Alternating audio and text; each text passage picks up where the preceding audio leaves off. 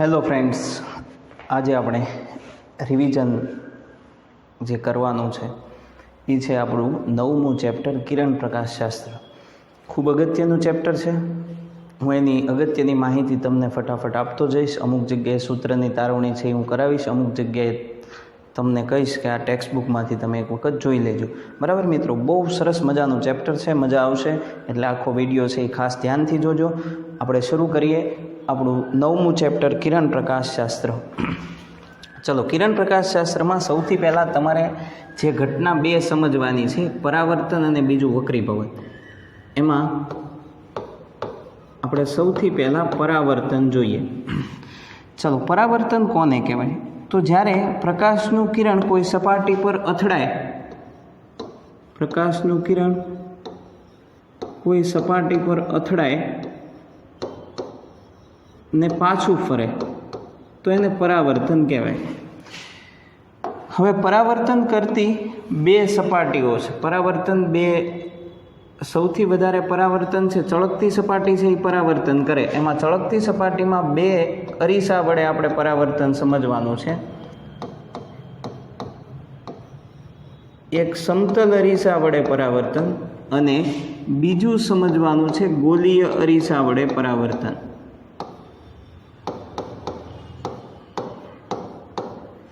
બરાબર. તો બે પ્રકારના સમતલ અરીસા વડે થતું પરાવર્તન અને ગોલીય અરીસા વડે થતું પરાવર્તન. સમતલ અરીસા વડે થતું પરાવર્તન પહેલાં આપણે સમજીએ, પછી ગોલીય અરીસા વડે થતું પરાવર્તન જોઈએ.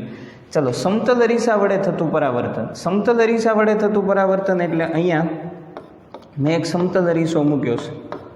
બરાબર. હવે અહીંયા મારે પ્રકાશનું કિરણ આપાત કરવું હોય તો ત્યાં મારે એક લંબ દોરવો પડે. તો આ જે છે એ લંબ છે. હવે હું અહીંયા સૌથી પહેલાં એક પ્રકાશનું કિરણ આમ આપાત કરું. આપાત કિરણ છે એ અહીંયા જે ખૂણો બનાવે એને આપાત કોણ આઈ કહેવાય, ઇન્સિડેન્ટ એંગલ. એ કિરણ અહીંયા અથડાય અને પાછું ફરે. પાછું ફરે ત્યારે આ કિરણ છે એ પરાવર્તિત કિરણ છે અને પરાવર્તિત કિરણ લંબ સાથે જે ખૂણો બનાવે એને પરાવર્તન કોણ આઈ કહેવાય. તો આ સમતલ અરીસા માટે આની આ વસ્તુ ગોલીય અરીસા નહીં લાગુ પડે છે. આને આધારે પરાવર્તનના બે નિયમો છે. પહેલો નિયમ એ છે કે આપાત કોણ આઈ અને પરાવર્તન કોણ આર છે એ સરખા હોય. બીજી વસ્તુ કે આપાત કિરણ એટલે આ જે કિરણ આવે છે આપાત કિરણ, લંબ અને પરાવર્તિત કિરણ, આ ત્રણેય એક જ સમતલમાં હોય છે.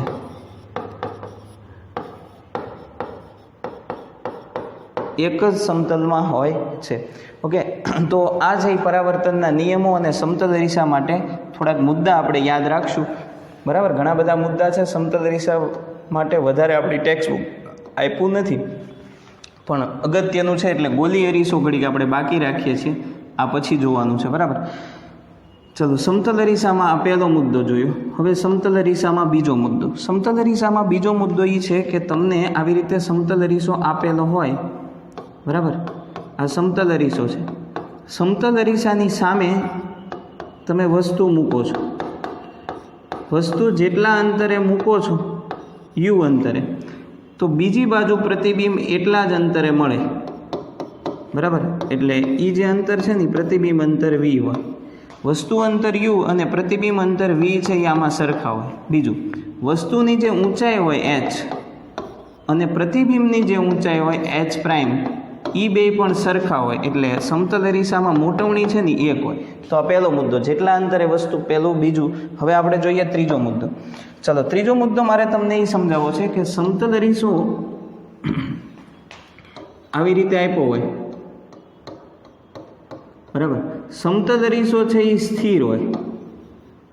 સમજો, સમતલ અરીસો સ્થિર હોય અને કોઈ વ્યક્તિ છે એ સમતલ અરીસા તરફ યુ વેગથી ગતિ કરે તો એનું પ્રતિબિંબ છે એ સામું યુ વેગથી ગતિ કરે. આમાં અરીસો છે એ સ્થિર છે. ઓકે, ચાલો ચોથો મુદ્દો જોઈએ. ધારો કે આ વ્યક્તિ છે એ સ્થિર છે અને સમતલ અરીસો છે એ આમ ગતિ કરે યુ વેગથી. તો એની અંદર એ વ્યક્તિનું જે પ્રતિબિંબ છે એ ડબલ વેગથી 2u વેગથી ગતિ છે એ કરશે, બરાબર. તો આ એક વસ્તુ છે એ તમારે બરાબર યાદ રાખવાની છે. અને આધારે સાપેક્ષ વેગના ઘણા બધા પ્રશ્નો પૂછાઈ શકે, એટલે સાપેક્ષ વેગમાં વધારે અત્યારે હું ડીપમાં નથી જતો, પણ તમે ખાલી આટલું યાદ રાખો. ચાલો બીજો 5મો મુદ્દો જોઈએ. 5મો મુદ્દો એ છે કે તમે સમતલ અરીસાની સામે ઊભા રહ્યો અને જમણો હાથ ઊંચો કરો. જમણો હાથ ઊંચો કરો તો અંદર જે પ્રતિબિંબ છે એ પ્રતિબિંબનો ડાબો હાથ ઊંચો થાય. આ ખાસ અગત્યનું છે, બરાબર. ચાલો આ 5મો મુદ્દો છે. હવે 6ઠ્ઠો મુદ્દો અહીંયા હું તમને કહું છું, સમજજો. 6.6ઠ્ઠો મુદ્દો. તો સમતલ અરીસાની સામે તમે જમણો હાથ ઊંચો કરો તો પ્રતિબિંબમાં ડાબો હાથ ઊંચો થાય. બીજું, ઘણી વખત તમને અહીંયા ઘડિયાળ આપેલી હોય, બરાબર, અને અહીંયા સમતલ અરીસો હોય. હવે તમને એવું કીધું હોય કે ભાઈ ઘડિયાળમાં 3 વાગ્યા છે, બરાબર, અહીંયા 3 હોય, અહીંયા 12 હોય. તો ઘડિયાળનું જે પ્રતિબિંબ મળે એમાં કેટલા વાગ્યા છે? તો તમારે શું કરવાનું છે કે જેટલા વાગ્યા હોય એ 12માંથી બાદ કરી દેવાના. તમને ઘડિયાળમાં જે આપ્યો હોય એ 12માંથી બાદ કરવાના. દાખલા તરીકે 12માંથી વાગેલા જેટલા વાગેલા હોય એ બાદ કરવાના, એટલે કલાક છે એ બાદ કરવાની, એટલે તમને જવાબ મળે. ક્યારેક એવું હશે કે ફીટ 3 નહીં વાગ્યા હોય, 3 ધારો કે 3:10 થયેલી છે, તો તમારે શું કરવાનું કે અહીંયા આને આમ લખવાનું 11 કલાક 60 મિનિટ. એટલે એમાંથી તમારે 3 કલાક અને 10 મિનિટ બાદ કરવાની. ક્યારેક એવું કહે છે કે ભાઈ 3 વાગ્યા છે, ઉપર 10 મિનિટ છે અને 5 સેકન્ડ છે, તો તમારે શું કરવાનું? તો એ વખતે આને આવું કરવાનું કે 11 અહીંયા 59 મિનિટ અને 60 સેકન્ડ, અને સામે ધારો કે 3 કલાક 10 મિનિટ અને 5 સેકન્ડ છે, તો આમ બાદ કરો એટલે તમને આન્સર મળે. તો 3 રીતે છે. કલાક હોય તો સીધું 12માંથી બાદ, મિનિટમાં જો કેટલા વાગ્યા આપ્યું હોય તો 11:60માંથી બાદ કરવાનું, અને મિનિટ, કલાક, મિનિટ અને સેકન્ડ હોય તો આવી રીતે બાદ કરવાનું. તો આ છે એ મેં તમને અહીંયા નોર્મલ માહિતી આપી છે સમતલ અરીસા વિશે. હવે આપણે ભણવું છે ગોલીય અરીસા વડે થતું પરાવર્તન. ઓકે, તો ગોલીય અરીસા.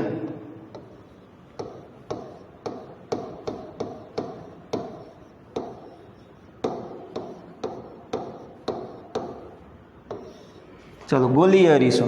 ગોલીય અરીસો છે એ કેવી રીતે બને? તો સૌથી પહેલાં આવું એક કાચનું ગોલીય કવચ હોય. આ કાચના ગોલીય કવચને ગોળ કાપવામાં આવે. ગોળ કાપવામાં આવે એટલે આના 2 ભાગ બને.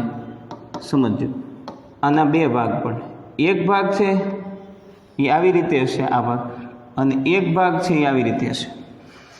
હવે આ જે 2 ભાગ પડ્યા છે એ 2 ભાગમાં જો તમે અહીંયા બહારની સપાટી ઉપર કલર કરો અથવા તો ચાંદી લગાવો તો પ્રતિબિંબ સારું દેખાય. એટલે હોય એવું જ દેખાય, પણ ક્વોલિટી સારી હોય. ચલો, અંદર બહારની સપાટી ઉપર કલર કરો તો અંદરની સપાટી પરાવર્તક બને, એટલે એને અંતર્ગોળ અરીસો કહેવામાં આવે છે. ચાલો, પછી બીજી વસ્તુ, જો તમે અંદરની સપાટી ઉપર કલર કરો તો બહારની સપાટી પરાવર્તક બને, અને બહારની સપાટી પરાવર્તક બને એટલે એને બહિર્ગોળ અરીસો કહેવામાં આવે છે, બરાબર. હવે આ અંતર્ગોળ અરીસો અને બહિર્ગોળ અરીસાની થોડીક વસ્તુઓ આપણે બધી સમજવી પડે, એટલે અહીંયા હું ફિગર ડ્રો કરું છું અંતર્ગોળ અને બહિર્ગોળ માટે. ચાલો ધ્યાન આપો. ધારો કે મારી પાસે અહીંયા એક અંતર્ગોળ અરીસો છે. જુઓ,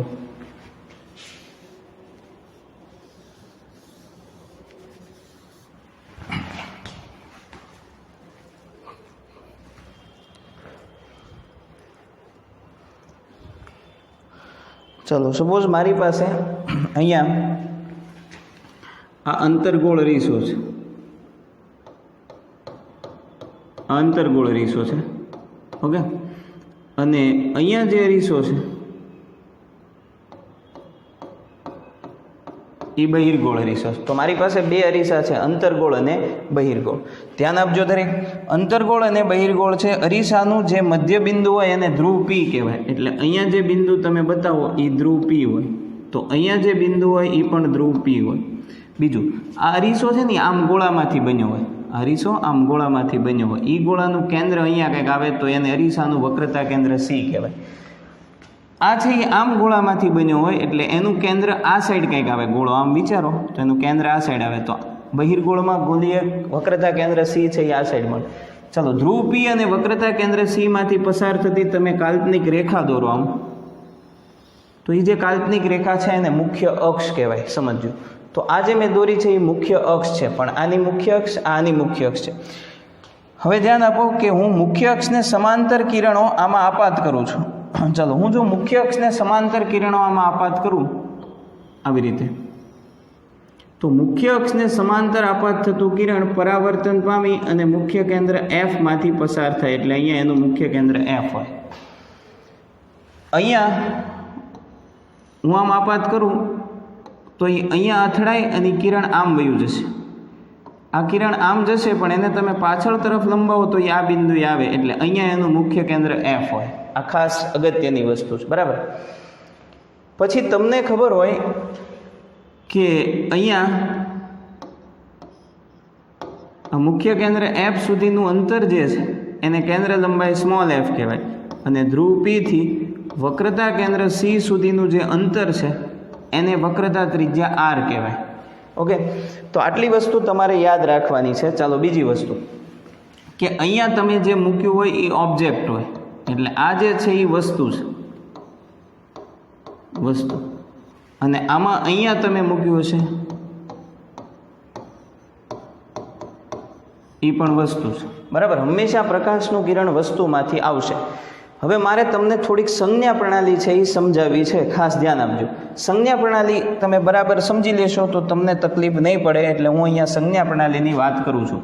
ચલો, અહીંયા સૌથી પહેલાં ઉપર મેં અંતરગોળ અરીસો બતાવ્યો છે, તો અહીંયા જે વાત કરું એ અંતરગોળ અરીસા વિશે, અને અહીંયા જે લખું છું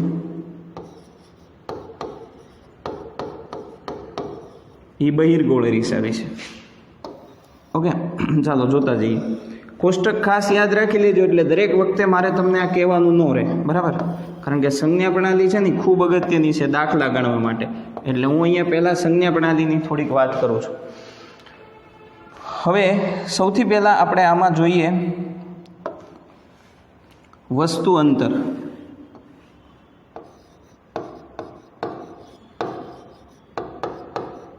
ચાલો, વસ્તુ અંતર છે એને યુ વડે દર્શાવવામાં આવે છે. હવે તમને ખબર છે કે આપાત કિરણની દિશામાં માપેલા અંતરો ધન લેવાના, આપાત કિરણની વિરુદ્ધ દિશામાં માપેલા અંતરો છે એ ઋણ લેવાના, બરાબર. હવે અહીંયા જે મેં વાત કરેલી છે એમાં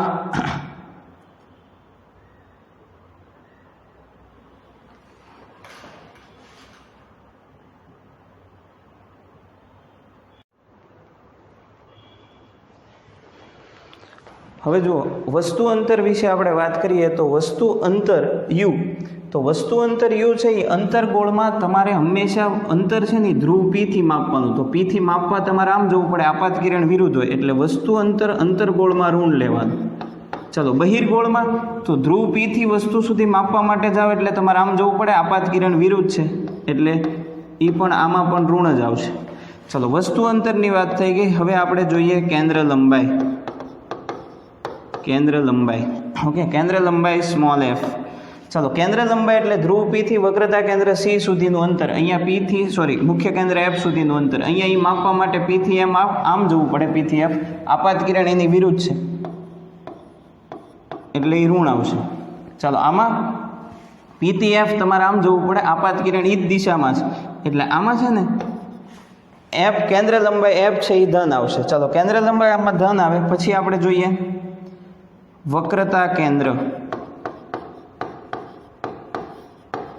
ચાલો, વક્રતા કેન્દ્ર આર. હવે વક્રતા કેન્દ્ર આર માટે તમે સૌથી પહેલાં જો વિચારો કે વક્રતા કેન્દ્ર આર એટલે પી થી સી સુધીનું અંતર, અંતરગોળમાં માપવા માટે આમ જવું પડે, પી થી સી. આપાત કિરણ વિરુદ્ધ છે એટલે આ છે એ ઋણ આવશે, બરાબર. ચાલો, આમાં માપવા માટે આમ જવું પડે, પી થી સી. આપાત કિરણ એ જ દિશામાં છે એટલે આમાં છે એ ધન આવશે. સંજ્ઞા પ્રણાલી ખાસ યાદ રાખી લેજો. હવે દાખલા ગણશું ત્યારે હું સીધું આમાં કિંમત જ મૂકી દઈશ. હવે પ્રતિબિંબ અંતર આર, પ્રતિબિંબ અંતર વી. ચાલો, પ્રતિબિંબ અંતર વી. પ્રતિબિંબ બે પ્રકારના મળે, વાસ્તવિક પ્રતિબિંબ હોય, આભાસી પ્રતિબિંબ હોય. ખાસ ધ્યાન આપો, વસ્તુ છે એ જ બાજુ જે પ્રતિબિંબ મળે ને એ પ્રતિબિંબ વાસ્તવિક હોય અને ઉલટું હોય. વાસ્તવિક પ્રતિબિંબ ઉલટું હોય એટલે પ્રતિબિંબ બે પ્રકારના મળશે. અંતર્ગોળ અરીસામાં બે પ્રકારના પ્રતિબિંબ મળશે. પહેલું પ્રતિબિંબ અંતર્ગોળમાં મળશે વાસ્તવિક, અને બીજું પ્રતિબિંબ અંતર્ગોળમાં મળશે આભાસી. ખાસ ધ્યાન આપજો, વાસ્તવિક પ્રતિબિંબ છે ને એ આ બાજુ મળશે ઇમેજ વાસ્તવિક. હવે માપવા માટે તમારે P થી I સુધી આમ જવું પડે. આપાત કિરણ એની વિરુદ્ધ છે, એટલે વાસ્તવિક પ્રતિબિંબ હોય ને તો પ્રતિબિંબ અંતર ઋણ લેવાનું. સમજજો, વાસ્તવિક પ્રતિબિંબ હોય તો પ્રતિબિંબ અંતર ઋણ લેવાનું. ચાલો, આભાસી પ્રતિબિંબ અંતર્ગોળમાં ક્યારે મળે કે તમે P અને F ની વચ્ચે વસ્તુ મૂકો તો પ્રતિબિંબ આભાસી મળે. ચાલો, આભાસી પ્રતિબિંબ છે એ વસ્તુ હોય એની વિરુદ્ધ બાજુ હોય, એટલે અહીંયા હોય પ્રતિબિંબ. તો એ માપવા માટે તમારે આમ જવું પડે, આપાત કિરણ એ જ દિશામાં હોય તો આભાસી પ્રતિબિંબ માટે પ્રતિબિંબ અંતર ધન થાય. ઓકે, ચાલો, બહિર્ગોળ છે ને એ આભાસી પ્રતિબિંબ જ આપશે, અને આભાસી પ્રતિબિંબ આપે એટલે પ્રતિબિંબ અંતર ધન આવે. હવે હું તમને થોડીક વાત મોટવણીની કરી દઉં. બરાબર, મોટવણી શું છે? તો મોટવણી એટલે પ્રતિબિંબની ઊંચાઈ છેદમાં વસ્તુની ઊંચાઈ. બરાબર, તો મોટવણી વિશે આપણે અહીંયા વાત કરીએ. તો જો આભાસી પ્રતિબિંબ હોય, આભાસી પ્રતિબિંબ, તો એમાં મોટવણી m બરાબર h'/h. સમજો, આભાસી પ્રતિબિંબ હોય ને એ ચત્તું હોય, એટલે પ્રતિબિંબની ઊંચાઈ h' છે ને એ મુખ્ય અક્ષની ઉપર હોય, અને વસ્તુની ઊંચાઈ h છે એ મુખ્ય અક્ષની ઉપર હોય, એટલે બે ધન હોય. બે ધન હોય એટલે આભાસી પ્રતિબિંબ માટે મોટવણી છે એ ધન આવે. ખાસ યાદ રાખજો. પછી વાસ્તવિક પ્રતિબિંબ હોય તો વાસ્તવિક પ્રતિબિંબ ઉલટું હોય. ઉલટું હોય એટલે શું હોય? ઊંધું હોય. ઊંધું હોય તો h' છે એ ઋણ આવે અને h છે એ ધન આવે. તો h' ઋણ, h ધન, તો જવાબ ઋણ આવે. તો વાસ્તવિક પ્રતિબિંબ માટે યાદ રાખો ભાઈ, અંતર્ગોળ અરીસો છે ને એ વાસ્તવિક અને આભાસી બે આપે. બહિર્ગોળ આભાસી જ આપે એટલે એમાં કોઈ સવાલ નથી. પણ અંતર્ગોળમાં P અને F ની વચ્ચે વસ્તુ હોય તો પ્રતિબિંબ આભાસી મળે, અને આભાસી પ્રતિબિંબ હોય તો મોટવણી પણ ધન હોય. આભાસી પ્રતિબિંબ માટે મોટવણી ધન હોય, અને પ્રતિબિંબ અંતર છે એ પણ ધન હોય. અને વાસ્તવિક માટે મોટવણી અને પ્રતિબિંબ અંતર ઋણ હોય. ચાલો, આટલું યાદ રાખ્યા પછી હવે આપણે એક અરીસાનું સૂત્ર છે. બરાબર, પહેલા કેન્દ્ર લંબાઈ અને વક્રતા ત્રિજ્યા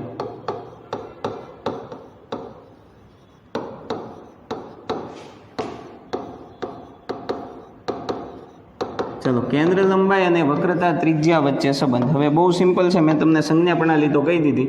કેન્દ્ર લંબાઈ f છે એ વક્રતા ત્રિજ્યાનું અડધું હોય. કેન્દ્ર લંબાઈ f વક્રતા ત્રિજ્યાનું અડધું હોય. ચાલો, આ એક યાદ રાખજો. બીજું આપણે જોઈએ અરીસાનું સૂત્ર.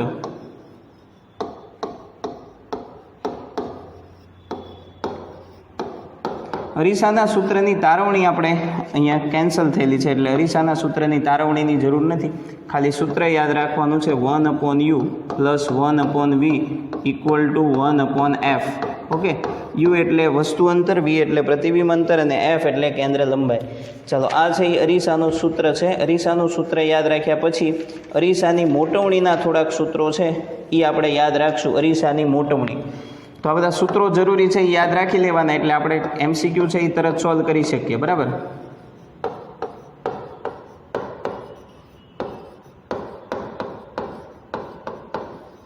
ચલો, અરીસાની મોટવણી.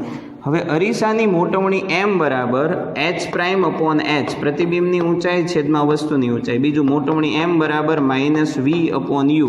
ત્રીજું સૂત્ર છે મોટવણી m બરાબર, યાદ રાખજો આ બધા સૂત્ર, f/f - u, અને મોટવણી m બરાબર f + v/f.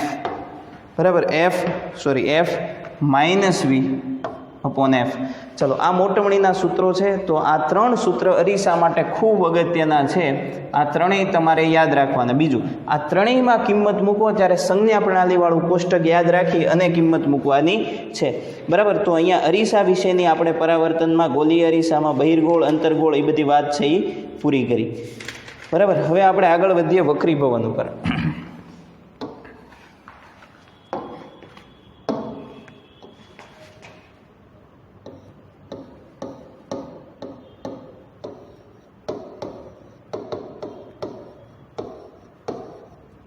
ચલો વક્રીભવન. વક્રીભવન શું કહે છે કે પ્રકાશનું ત્રાંસુ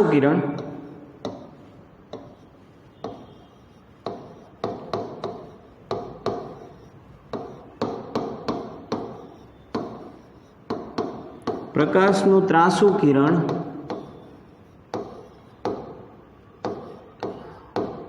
એક પારદર્શક માધ્યમમાંથી બીજા પારદર્શક માધ્યમમાં પ્રવેશે ત્યારે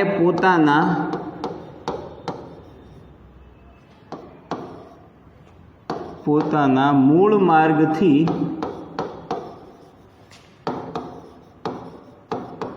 વિચલિત થાય છે, જેને વક્રીભવન કહેવાય છે. ચાલો હવે જોઈએ કે એક પારદર્શક માધ્યમમાંથી પ્રકાશનું કિરણ બીજા પારદર્શક માધ્યમમાં પ્રવેશે. તો જુઓ, અહીંયા આપણે પાણીનું માધ્યમ લીધું છે, બરાબર. તો આ પારદર્શક માધ્યમ છે એનો વક્રીભવનાંક N2 છે. અહીંયા હવાનું માધ્યમ છે એનો વક્રીભવનાંક N1 છે. N1 બરાબર 1 હોય. હવે પ્રકાશનું કિરણ એક માધ્યમમાંથી બીજા માધ્યમમાં પ્રવેશે એટલે તમારે અહીંયા એક લંબ દોરવો પડે. અહીંયા તમે લંબ દોરો એટલે હવે પ્રકાશનું કિરણ અહીંયા આવ્યું આમ, બરાબર. આ કિરણ જ્યારે અહીંયા આવે છે ત્યારે એ અહીંયા જે ખૂણો બનાવે છે એને આપાત કોણ I કહેવાય, બરાબર. અથવા તો એને તમે કહી શકો θ1, બરાબર. ચાલો હવે આ એનો મૂળ માર્ગ આ છે. જો આ માધ્યમ ન હોત તો આ કિરણ સીધું પસાર થઈ જાય, પણ માધ્યમ છે એટલે પોતાના મૂળ માર્ગથી વિચલિત થાય. જો આ ત્રાંસુ આવ્યું કિરણ, સીધું આવ્યું હોત ને તો સીધું પસાર થઈ જાય, એટલે અહીંયા ત્રાંસુ કિરણ એવો શબ્દ વાપર્યો છે, ખાસ યાદ રાખજો.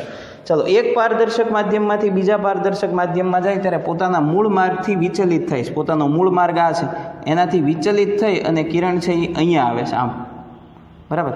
તો આ જે કિરણ છે એ વક્રીભૂત કિરણ કહેવાય અને વક્રીભૂત કોણને કહેવાય R. તો આ જે કિરણ છે એ આપાત કિરણ છે, આ જે છે એ લંબ છે અને આ જે છે એ વક્રીભૂત કિરણ છે. આને આધારે તમારે વક્રીભવનના નિયમોમાં પહેલો નિયમ તમારે ભણવો પડે. પહેલો નિયમ, ચલો, પહેલો નિયમ એ છે કે આપાત કિરણ, પછી વક્રીભૂત કિરણ અને લંબ, આ ત્રણેય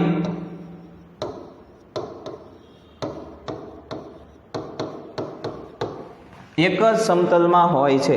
ચલો, બીજો જે નિયમ છે એ સ્નેલનો નિયમ છે. સ્નેલ નામના વૈજ્ઞાનિકે આપ્યો સ્નેલનો નિયમ, બરાબર. સ્નેલનો નિયમ છે એ ખૂબ અગત્યનો નિયમ છે. એમાં એવું કીધું છે કે આપાત કોણનો સાઇન, એટલે આપાત કોણ છે θ1, એનો સાઇન એટલે sin θ1, અને વક્રીભૂત કોણનો સાઇન એટલે sin θ2, બેયનો ગુણોત્તર એટલે બેયનો ભાગાકાર છે એ અચળ રહે છે. તો sin θ1 upon sin θ2 એ ભાગાકાર છે એ અચળ રહે છે, અને અચળ ભાગાકાર જે છે, જે કિંમત અચળ છે એને કહેવામાં આવે છે N21. તો આ થઈ ગયું sin θ1 upon sin θ2. N21 ને કહેવાય માધ્યમ 2નો, પહેલાનો બીજાની સાપેક્ષ, એટલે 2નો 1ની સાપેક્ષ વક્રીભવનાંક. એને આવું લખાય કે N2 upon N1. આને આધારે તમને એક સૂત્ર મળે કે N1 sin θ1 બરાબર N2 sin θ2, બરાબર. આ ખૂબ અગત્યનું સૂત્ર છે, યાદ રાખજો. આને આપણે સ્નેલના નિયમ તરીકે ઓળખીએ છીએ. અમુક જગ્યાએ આ સૂત્રનો આપણે ઉપયોગ કરવાનો છે. ઓકે, તો આ છે એ સ્નેલનો નિયમ તમને મળી ગયો. બીજું, પ્રકાશનું કિરણ પાતળા માધ્યમમાંથી ઘટમાં જાય તો લંબ તરફ આવે. ચાલો જુઓ, અહીંયા પ્રકાશનું કિરણ હવાના પાતળા માધ્યમમાંથી પ્રવાહીના ઘટ માધ્યમમાં ગયું એટલે લંબ તરફ ખસ્યું, બરાબર. એનાથી ઉલટું, ઘટમાંથી પાતળામાં જાય તો લંબથી દૂર જાય છે, બરાબર. તો પ્રકાશનું કિરણ પાતળા માધ્યમમાંથી ઘટ માધ્યમમાં જાય તો લંબ તરફ, ઘટમાંથી પાતળામાં જાય તો લંબથી દૂર જાય છે. આ એક વસ્તુ યાદ રાખો. બીજું જ્યારે પ્રકાશનું કિરણ એક પારદર્શક માધ્યમમાંથી બીજા પારદર્શક માધ્યમમાં પ્રવેશે ત્યારે પોતાના મૂળ માર્ગથી વિચલિત થાય છે. મૂળ માર્ગ આ છે ને આમ ખસી ગયું. મૂળ માર્ગથી વિચલિત થવાનું કારણ શું છે કે એ એક માધ્યમમાંથી બીજા માધ્યમમાં જાય ત્યારે એનો વેગ છે એ બદલાય છે. આ યાદ રાખજો, વેગ બદલાય. વેગ બદલાય એટલે તરંગ લંબાઈ પણ બદલાય. તરંગ લંબાઈ લેમડા છે એ પણ બદલાય. ચલો, તરંગ લંબાઈ પણ બદલાય, પણ યાદ રાખો આવૃત્તિ છે એ અચળ રહેશે. એટલે પ્રકાશનું કિરણ એક માધ્યમમાંથી બીજા માધ્યમમાં જાય તો એની આવૃત્તિ કોન્સ્ટન્ટ રહેશે. ક્યારેક આ MCQમાં પૂછાઈ શકે. બરાબર. આમાં તમારે એક સૂત્ર યાદ રાખવાનું છે. આ N21 છે ને સાપેક્ષ વક્રીભવનાંક છે. આને બોલાય બીજાનો પહેલાની સાપેક્ષ વક્રીભવનાંક. હું આમ લખું N12 તો આને એવું બોલાય પહેલાનો બીજાની સાપેક્ષ વક્રીભવનાંક. પણ નિરપેક્ષ વક્રીભવનાંક N બરાબર C/V આવું સૂત્ર છે, યાદ રાખજો. આમાં નિરપેક્ષ એટલે કોઈ માધ્યમનો ડાયરેક્ટ વક્રીભવનાંક લખવો હોય તો તમે આ લખી શકો. ઓકે, ચાલો આ આપણે વક્રીભવન વિશે સમજાવે. વક્રીભવનના જુદા જુદા પોઈન્ટ છે એ આપણે નોટ કરતા જઈએ. વક્રીભવનની અહીંયા મેં તમને બધી માહિતી આપી દીધી છે મિત્રો, ધ્યાન આપજો, મજા આવશે, ઇન્ટરેસ્ટિંગ છે. હવે આપણે જોઈએ લેટરલ શિફ્ટ.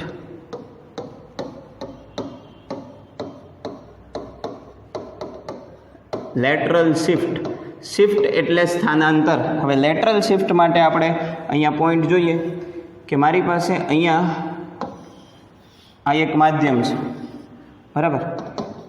અહીંયા લિક્વિડ અથવા કાચનું માધ્યમ છે એવું કહી દો. અહીંના વક્રીભવનાંકને કહી દો N2, અહીંયાના વક્રીભવનાંકને આપણે કહી દઈએ N1. ઓકે, ચલો આ આપણે એવું રાખશું કે અત્યારે આ કાચનું માધ્યમ છે. ચલો, કાચનું માધ્યમ હોય તો તમે શું કરી શકો કે આ જે માધ્યમ છે એમાં અહીંયા મારે પ્રકાશ, અહીંયા આને બે વક્રીભવનકારક સપાટી છે. જુઓ, એક આ વક્રીભવનકારક સપાટી છે, અહીંયા મારે કિરણ આપાત કરવું હોય તો લંબ દોરવો પડે. ચલો, અહીંયા મેં એક લંબ દોર્યો. હવે હું અહીંયા પ્રકાશનું કિરણ છે એ એક આપાત કરું છું. ચલો, પ્રકાશનું કિરણ અહીંયા આપાત કરું. એ જે ખૂણો બનાવે એ આપાત કોણ I, અથવા તો એને આપણે કહી દઈશું θ1. બરાબર. હવે અહીંયા કાચનું માધ્યમ ન હોત ને તો આ કિરણનો મૂળ માર્ગ આમ છે, કિરણ આમ પસાર થઈ જાય, સમજો. પણ કાચનું માધ્યમ છે એટલે શું થાય કે કિરણ છે એ પાતળામાંથી, હવામાંથી કાચના ઘટ માધ્યમમાં આવે છે. પાતળામાંથી ઘટમાં આવે તો કિરણ છે એ લંબ તરફ આવે. એટલે આ કિરણ છે એ આમ લંબ તરફ આવશે, આમ આવશે. ચલો, લંબ તરફ આવે એ અહીંયા જે ખૂણો બનાવે એ θ2. જ્યારે અહીંયા આવે ત્યારે પાછું એનું વક્રીભવન થાય, કારણ કે હવે એ ઘટમાંથી પાતળામાં જશે. જુઓ, તો જ્યારે એનું પાછું વક્રીભવન થાય ત્યારે ઘટમાંથી પાતળામાં જાય તો અહીંયા પાછો એક લંબ દોરવો પડે. હવે એ ઊંધું છે, ઘટમાંથી પાતળામાં જાય. ઘટમાંથી પાતળામાં જાય તો કિરણ છે એ લંબથી દૂર જાય, એટલે આમ જાય દૂર.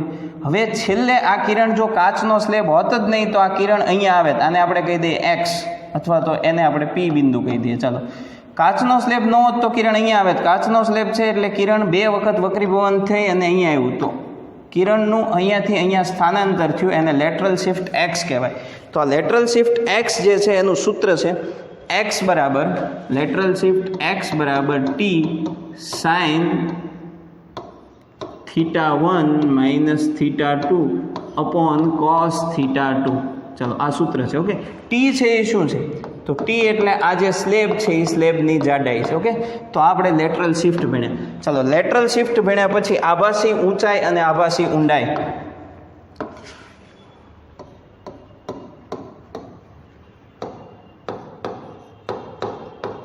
આભાસી ઊંડાઈ અને ઊંચાઈ બે કન્સેપ્ટ આપણે સાથે જ લઈ લઈએ. ચાલો, અહીંયા ધ્યાન આપજો. ઊંડાઈ ક્યારે આવે? જ્યારે તમે નીચે જુઓ ત્યારે ઊંડાઈ આવે, અને ઉપર જોતા હો ત્યારે ઊંચાઈ આવે. તો જુઓ, મારી પાસે અહીંયા એક માધ્યમ છે. બરાબર. અહીંયા પાણીનું માધ્યમ છે. આ જે પાણીનું માધ્યમ છે એના તળિયે એક સિક્કો પડ્યો છે એવું આપણે વિચારીએ. તો આ પાણીનું માધ્યમ છે, એના તળિયે એક સિક્કો પડ્યો છે. આ લાઈન છે. અહીંયા કોઈ વ્યક્તિ ઊભો છે. બરાબર. એ વ્યક્તિ આ સિક્કાને જુએ છે. તો એ વ્યક્તિને એ સિક્કો ક્યારે દેખાશે કે સિક્કામાંથી આવતું કિરણ પરાવર્તન પામી અને એ વ્યક્તિની આંખમાં પ્રવેશે. જુઓ, તો આપણે એવું વિચારીએ વક્રીભવન પામીને આ કિરણ અહીંયા ગયું. હવે અહીંયા જ્યારે ગયું ત્યારે એ સપાટી બે માધ્યમને અલગ કરતી સપાટી, એટલે મારે શું કરવું પડે? અહીંયા એક લંબ દોરવો પડે. અહીંયા લંબ દોરવું તો હવે તમને ખબર છે કે કિરણ ઘટમાંથી પાતળામાં જાય છે. ઘટમાંથી પાતળામાં જાય તો કિરણ છે એ લંબથી દૂર જાય. ચલો, કિરણ લંબથી દૂર જાય એટલે કિરણ આમાં આવશે, થોડુંક ત્રાસું થશે. અહીંયા ઊભેલો વ્યક્તિ આ વસ્તુને જુએ છે, સમજો. તો વસ્તુ છે ને એની માણસથી ઊંડાઈ નહીં માપવાની, સપાટીથી માપવાની, આ યાદ રાખજો. તો સપાટીથી ઊંડાઈ માપે એ તમને HO વાસ્તવિક ઊંડાઈ મળી, HO, બરાબર. તો આ છે એ ઓરિજિનલ ઊંચાઈ છે, HO. હવે આ વ્યક્તિ જ્યારે આને જોશે ત્યારે એની આંખમાં પ્રવેશતું કિરણ અહીંયાથી ત્રાસું થયેલું છે. હવે જો એ કિરણને તમે પાછળ તરફ લંબાવો તો એ કિરણ અહીંયા આવે, એટલે આ જે સિક્કો છે એ આ વ્યક્તિને અહીંયા દેખાશે. એટલે આ જે એની ઊંડાઈ છે ને, આ ઊંડાઈ એ એની આભાસી ઊંડાઈ થઈ, HI. સમજો, આભાસી ઊંડાઈ. હકીકતે આ સિક્કો છે અહીંયા પણ છે, એના કરતાં આને ઉપર દેખાશે. ચલો, સિક્કો કેટલો ખસેલો દેખાય તો તમને ખબર પડે કે આટલો. એ કેમ મળે? HO - HI. હવે આ છે એ ઊંડાઈનો કન્સેપ્ટ છે, નીચે જોયું. હવે તમે નીચેથી ઉપર જુઓ ને તો એ વસ્તુ છે એના કરતાં ઉપર દેખાય. બેયમાં તમારે એક સૂત્ર યાદ રાખવાનું છે, HI/HO બરાબર N અવલોકનકાર.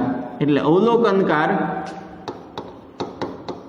જે માધ્યમમાં ઊભો છે એ માધ્યમનો વક્રીભવનાંક, N અવલોકનકાર છેદમાં N વસ્તુ, બરાબર. વસ્તુ જે માધ્યમમાં છે એ યાદ રાખજો. ઊંડાઈ છે એ સપાટીથી માપવાની. બીજું, રકમમાં તમને ગમે ત્યારે એમ કહે કે વસ્તુ આટલી ઊંડાઈએ દેખાય છે, સમજો, દેખાય છે એમ કે ને એટલે HI જ હોય, ત્યાં હશે નહીં. હું તમને એમ કહું કે વસ્તુ 5 સેન્ટીમીટર ઊંડાઈએ દેખાય છે તો HI હોય, દેખાય એટલે HI હોય.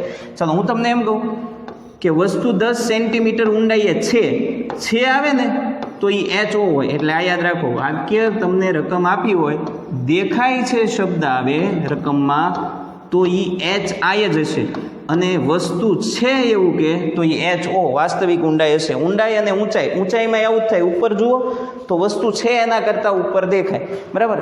આના માટે તમારે છે ને એક યાદ રાખવાનું છે કે HI/HO આ સૂત્ર યાદ રાખવાનું છે. તમે નીચે જોતા હો પાણીમાં તો એ વસ્તુ હોય એના કરતાં ઉપર દેખાય, પાણીમાંથી તમે બહાર જુઓ તો એ વસ્તુ હોય એના કરતાં ઉપર દેખાય. આ કન્સેપ્ટ ક્લિયર કરો ખાસ, બરાબર.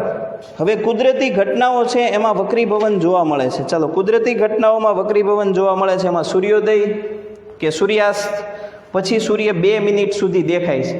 એનું કારણ પણ વક્રીભવન છે. એ છે તમે ટેક્સ્ટબુકમાંથી વાંચી લેજો, કારણ કે એમાં વધારે મારે તમને ડીપમાં જવાની જરૂર નથી.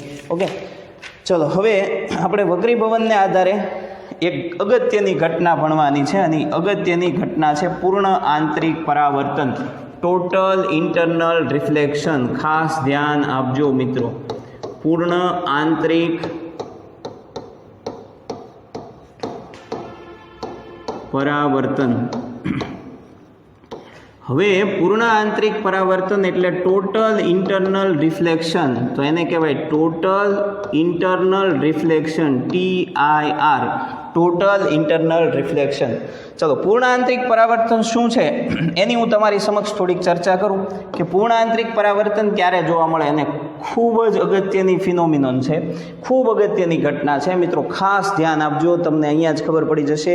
અને આના ઉપર ઘણા બધા દાખલા છે પૂર્ણ આંતરિક પરાવર્તન ઉપર.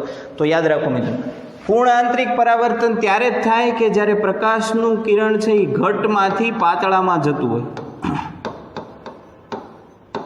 ઘટમાંથી પાતળામાં જ્યારે કિરણ જાય ત્યારે જ પૂર્ણ આંતરિક પરાવર્તન થાય છે. ઓકે, ચાલો આપણે જોતા જઈએ કે કેવી રીતે પૂર્ણ આંતરિક પરાવર્તનની ઘટના બને છે. તો અહીંયા ધ્યાન આપો, મારી પાસે અહીંયા એક કાચનો સ્લેબ છે, બરાબર. આ એક કાચનો સ્લેબ છે. અહીંયા મેં એક ઉદ્ગમ મૂક્યો છે, બેટરી મૂકીશ. આમાંથી લાઇટ થાય છે. આમાંથી લાઇટ થાય એ લાઇટ છે એ પહેલાં તો ધારો કે અહીંયા લંબ રૂપે આપાત થઈ. આમ જે લાઇટ લંબ રૂપે આપાત થાય એ સીધી પસાર થઈ જાય, એટલે એમાં કાંઈ વિચારવાનું જ નથી, કારણ કે ત્રાસુ કિરણ આપાત થાય ને ત્યારે જ વક્રીભવન થાય. લંબ રૂપે આપાત થાય એ સીધું પસાર થઈ જાય. હવે મને એમ થયું કે હું લાઇટને થોડીક દૂર આપાત કરું, તો અહીંયા મેં આપાત કરી. અહીંયા આ પોઈન્ટને હું કહી દઉં B1. ચલો, B1 પોઈન્ટ ઉપર હું કિરણ છે એ આપાત કરું છું. જોતા જાઓ તો અહીંયા મેં કિરણ આપાત કર્યું. આ કિરણ આપાત કિરણ છે એ અહીંયા જે ખૂણો બનાવે એને આપાત કોણ θi કહી દઈએ. આ કિરણ હવે ઘટમાંથી પાતળામાં જાય છે. ઘટમાંથી પાતળામાં જાય એટલે લંબથી દૂર જાય. લંબથી દૂર જાય એટલે આ જે છે એ વક્રીભૂત કોણ θ2 થાય. ઓકે, હજી કિરણને હું થોડું દૂર આપાત કરું, સમજો મિત્રો. ચાલો, કિરણને હજી હું થોડું દૂર આપાત કરું તો અહીંયા આ પોઈન્ટ છે. આ પોઈન્ટને આપણે કહી દઈએ પોઈન્ટ નંબર B2. ચલો, ત્યાં હું જ્યારે કિરણ આપાત કરીશ ત્યારે શું થશે કે અહીંયા મેં કિરણ આપાત કર્યું, આમ તો અહીંયા જે ખૂણો બન્યો ને થીટા આઈ અથવા થીટા 1 જે કાંઈ ગયો એ થીટા આઈ છે ને અથવા થીટા 1 ગયો, અહીંયા આપણે 1 કીધું છે, અહીંયા 1 ગયો. ઓકે, આ થીટા 1 છે ને આની કરતાં આ ખૂણો મોટો બન્યો, એટલે આપાત કોણ અહીંયા જે હતો એની કરતાં આપાત કોણ મોટો બન્યો. એ આપાત કોણ મોટો બન્યો ને એટલે સામે વક્રીભૂત કોણ પણ વધે. ચલો, વક્રીભૂત કોણ વધે એટલે તમને ખબર પડે કે વક્રીભૂત કિરણ છે એ સપાટી તરફ આવ્યું. એક સમય એવો આવશે કે જેમ જેમ તમે આપાત કોણ વધારતા જાઓ એમ વક્રીભૂત કોણ વધતો જશે, એટલે આ ખૂણો વધે તો આ ખૂણો વધે, આ ખૂણો ત્યારે વધે કિરણ આમ સપાટી તરફ આવતું જાય. એક સમય એવો આવશે કે આ B3 પોઈન્ટ છે, અહીંયા જ્યારે હું કિરણ આપાત કરીશ અહીંયા, ત્યારે આ ખૂણો થીટા 1 એટલો બધો વધી ગયો છે કે વક્રીભૂત કિરણ છે એ સપાટી તરફ આવતા આવતા સપાટીને સમાંતર થઈ જાય. સપાટીને સમાંતર થાય એટલે વક્રીભૂત કોણ થીટા 2 જે છે એ 90 ડિગ્રી થઈ જશે. સમજો તો જે આપાત કોણ માટે, આપાત કોણના જે મૂલ્ય માટે વક્રીભૂત કિરણ સપાટીને સમાંતર બને એટલે વક્રીભૂત કોણ 90 ડિગ્રી બને એ આપાત કોણને ક્રાંતિકોણ C કહેવાય. તો અત્યારે ક્રાંતિકોણ C થઈ ગયું. હવે ક્રાંતિકોણ C કરતાં હું સહેજ વધારે આપાત કોણે કિરણ આપાત કરું, સમજજો. તો હવે આપાત કોણ થોડો મેં વધારી દીધો છે અને ક્રાંતિકોણ C કરતાં મોટા ખૂણે કિરણ છે એ હું આપાત કરું છું. મોટા ખૂણે કિરણ આપાત કરું એટલે theta 1 is greater than C. ક્રાંતિકોણ કરતાં વધી ગયું. ક્રાંતિકોણ કરતાં વધી ગયું એટલે તમને ખબર છે કે જેમ થીટા વધારતા ગયા એમ કિરણ સપાટી તરફ આવતું ગયું અને અહીંયા સપાટીને સમાંતર તો થઈ ગયું. તો હવે એથી થીટા વધારશો એટલે કિરણ અંદર ને અંદર આવશે. આને કહેવાય ટોટલ ઇન્ટરનલ રિફ્લેક્શન, પૂર્ણ આંતરિક પરાવર્તન. આમાં તમારે ક્રાંતિકોણની વ્યાખ્યા યાદ રાખવી પડે કે આપાત કોણના જે મૂલ્ય માટે વક્રીભૂત કોણ 90 ડિગ્રી થાય એને ક્રાંતિકોણ કહેવામાં આવે છે. ચલો, હવે આપણો જે B3 પોઈન્ટ છે, B3 પાસે આપણે સ્નેલનો નિયમ લગાવીએ. ચલો, B3 પાસે સ્નેલનો નિયમ લગાવો તો અહીંયાના વક્રીભવનાંકને આપણે કહી દઈએ N2 અને અહીંયાના વક્રીભવનાંકને કહી દઈએ N1. તો અહીંયા સૂત્ર આવે N2 sin. ચાલો, અહીંયા મારે લગાવવું છે એટલે અહીંનો વક્રીભવનાંક N2, અહીંયા બનતો ખૂણો C, sin C બરાબર 12 N1 sin, અહીંયા બનતો ખૂણો 90 એટલે sin 90. ચાલો, sin 90 ની કિંમત 1 છે તો એ 1 થઈ જશે. તો sin C, ક્રાંતિકોણ sin C બરાબર N1 upon N2, આવું સૂત્ર થયું. તો C બરાબર sin ઓલી બાજુ જાય એટલે sin inverse N1 upon N2.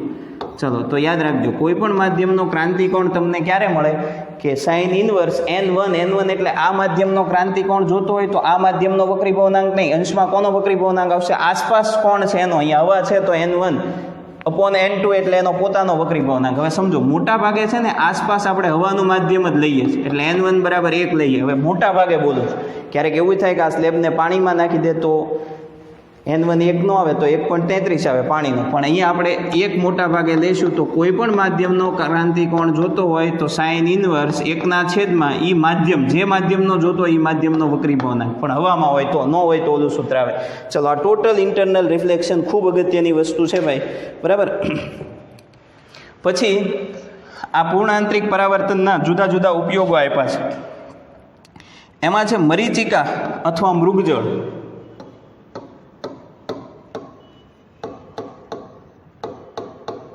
મરીચિકાની ઘટના પણ પૂર્ણ આંતરિક પરાવર્તનને આધારે થાય છે. પૂર્ણ આંતરિક પરાવર્તનમાં હવે ડીપમાં જઈએ. જો વક્રીભવન ભણ્યા એની અંદર પૂર્ણ આંતરિક પરાવર્તન આવ્યું. પૂર્ણ આંતરિક પરાવર્તનની અંદર હવે આપણે ડીપમાં જઈએ છીએ. તો હવે આપણે ડીપમાં જે વાત કરવાની છે એ છે મરીચિકા અથવા મૃગજળની ઘટના. તો મરીચિકા પણ કહી શકો, પછી મૃગજળ પણ કહી શકો અને એને ઝાંઝવાના જળ પણ કહેવાય, બરાબર.